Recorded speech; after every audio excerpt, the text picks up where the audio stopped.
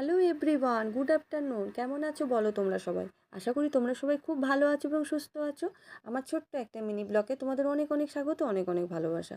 তো বন্ধুরা, সকাল থেকেই আমার তো জানো রান্নাঘর থেকে শুরু হয়ে যায় দিন। মানে অন্য কাজগুলো টুকটাক করে নিই, বেশিরভাগ কাজটাই আমার রান্নাঘরে থাকে। তো দেখো, সোমনাথের সকালবেলার জন্য আমি রুটিতে লাঞ্চে সকালবেলাও একই তরকারি দিয়েই ভাত খাবে, আর লাঞ্চেও দেবো রুটি আর আলু পটলের ঝোল। ঠিক আছে? আলু পটলে কোনো আদা রসুন পেঁয়াজ দিয়ে করিনি, যেহেতু কালকেও বাসি মাংস খেয়েছে, তাই জন্য আজকে আদা রসুন দিলাম না, শুধু ওই পেঁয়াজ ফোড়ন দিয়েছি গোটা জিরের ওপরে। আর ওই ধনে গুঁড়ো জিরে গুঁড়ো যেমন দেয়, হলুদ গুঁড়ো লঙ্কা গুঁড়ো দিয়ে করে দিয়েছি। আর এই পাশে রুটি করা হয়ে গেছে আমার আজকে তাড়াতাড়ি করে। রুটিগুলো একটুখানি জলে ধুয়ে নেবো, নাহলে না গ্যাস অ্যাসিডিটি হয়ে যায়। আমরা রুটি ধুয়েই খাই, আমি ছেলে সোমনাথ। আর এই পাশে দেখো ভাড়ালি ভাজা করেছি আর উচ্ছে ভেজেছি, আর ডিমের আমলেট, ওই সরি আমলেট নো অমলেট, তোমাদের মধ্যে একজন আমাকে বলেছিল অমলেট বলবে, আমলেট না, তাই বললাম।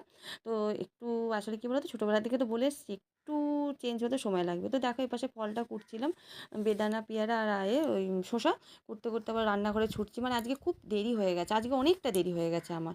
আর দুধটা দেখালাম, কালকে সোমনাথ আর ছেলে কেউ দুধ খায়নি, তা রেখে দিয়েছি, ভাবলাম যে আজকে ছানা করে দেবো। সোমনাথ বললো না, করতে হবে না, রাত্রেবেলা এসে খেয়ে নেবো।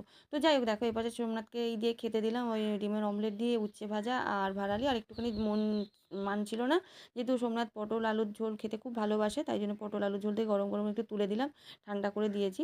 কারণ দেখো ওটা কী করে খাওয়া যায় বলো, আমরা খাবো না, সরি আমরা খাবো আর ও খাবে না, তাই জন্য দেখো আমি আলাদা করে তুলে দিলাম।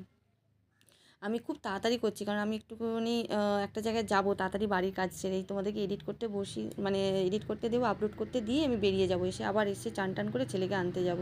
তো দেখো সোমনাথকে যথারীতি কড়া থেকে গরম গরম ঝোল তুলে দিলাম, ও খাক, তারপরে অন্য কাজগুলো আমি করব। খুব আজকে দেরি হয়ে গেছে সকাল থেকে, আর এমন টাইমটা না, সোমনাথ বেরোনোর সঙ্গে সঙ্গে আধা ঘন্টা পরেই ছেলেকে নিয়ে বেরোতে হয়। সকালবেলা কোনো চাপ থাকে না, খালি শুধুমাত্র এই সময় 9:30 থেকে 10:30 অবধি চাপ আমার, তাড়াহুড়ো থাকে। তো দেখো সোমনাথকে এই দিয়েই খেতে দিলাম, ও খাক। তারপরে আমি দেখো টিফিন দিচ্ছি সোমনাথকে, রুটিগুলো ধুয়ে রেখেছিলাম, রুটিগুলো দিয়ে দিলাম, আর এপাশে শসা দিলাম। আর ঝুটুনবাবু অনেকক্ষণ থেকে এসে ডেকে যাচ্ছে, আর সোমনাথ বলে ওকে আগে খেতে দাও, নাহলে ও আমার কান করবে, মানে এত চিৎকার করছে, আর ওদের আওয়াজ না ক্যার ক্যার ক্যার ক্যার করে আওয়াজ করে। একদিন তোমাদের শোনাবো, দাঁড়াও।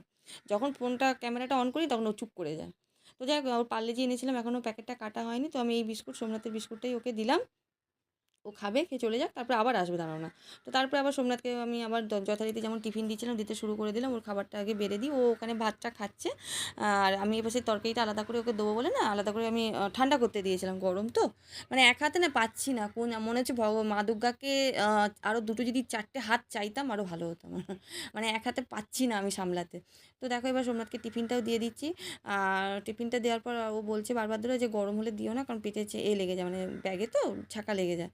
ঠিক আছে, সেভাবেই দিচ্ছি আমি, লাগবে না। তো দেখো ওকে এই টিফিনটা আলুর পটলের ঝোলটা দিয়ে দিলাম, আর পেয়ারা